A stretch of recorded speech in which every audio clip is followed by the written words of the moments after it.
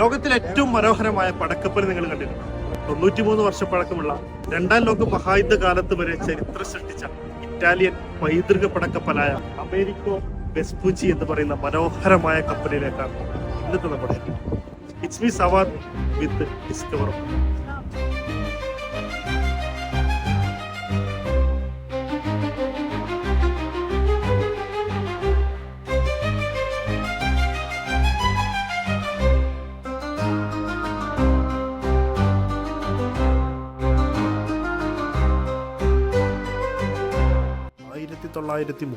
മുതൽ ഇറ്റാലിയൻ നേവിയുടെ ഭാഗമായ ഈ കപ്പൽ കഴിഞ്ഞ വർഷം തുടങ്ങിയ വേൾഡ് ടൂറിൻ്റെ ഭാഗമായാണ് ഖത്തറിലെത്തിയത്.